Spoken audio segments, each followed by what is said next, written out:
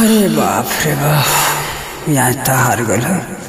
झुंझुनवा कमाई, झुंझुनवा कमाई का भाट नियर चिल्लात रहला ने। बड़ा बिगड़ल महाराज मेरी गल बिया। अरे तनी एक लोटा पानी ले आना। पानी न दूध ले आता, चिल्लाऊं हमें। बाप रे बाप, जोर प्यास लगल बा। आई वाली खेत से सुबह गए, अबले खाना पीना नहीं खइले, पियासा में नटी झुलाता आ तू मोबाइल में लागल बाड़ी। देखो तारा नो हाथ ऐसन हाथ मारब के जे नाच के गिर जबा, समझला। ढेर बढ़ चढ़ के बोलता रा।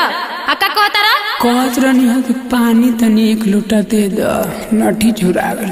ए चलो पहले ने गोड़ देते बैठ के। जानता है नो हमर खी, चल जम भाग जम अभी नहीं है। वो 4-4 गो 12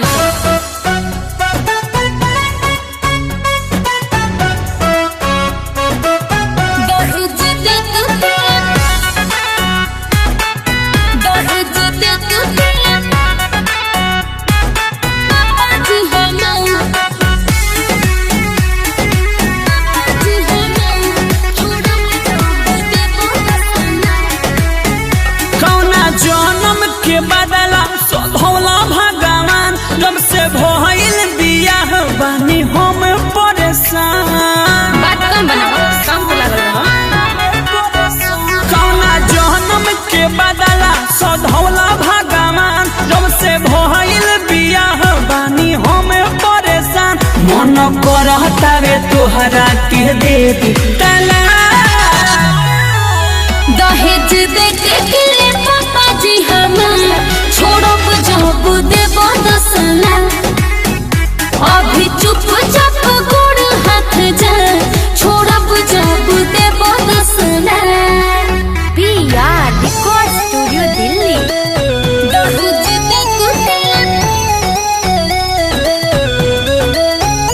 म्यूजिक बाय विराज।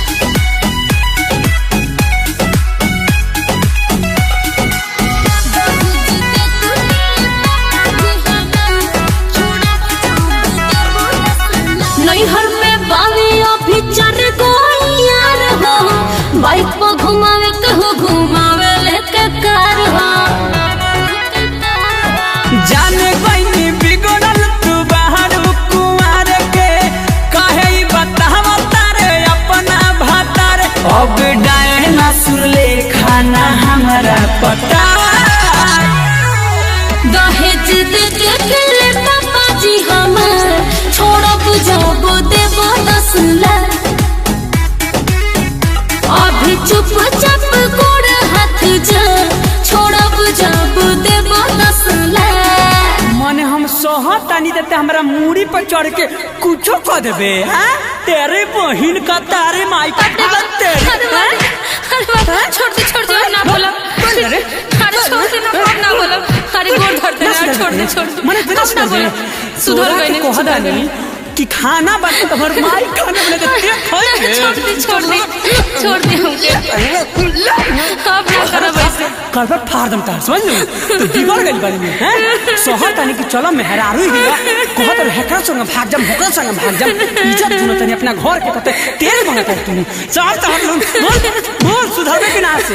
ये सुधर नहीं है। बूटी काटे मार आ रात को तोरा के चिल कुआ के रात में चिल कुआ के दम तोरा, समझ ली। माफ कर दी हमके। अब नाही रउआ से मुँह हम लगाएब, पत्नी के फर्ज पियाज निभाएब। अब जिंदगी में गलती ना हो। बहरे बुजुर्ग के कहल पुरिए गइल, लाठी खइला के बाद बुद्धि खुलिए गइल। आरे संजय शशि के चले एरिया में गलती कोई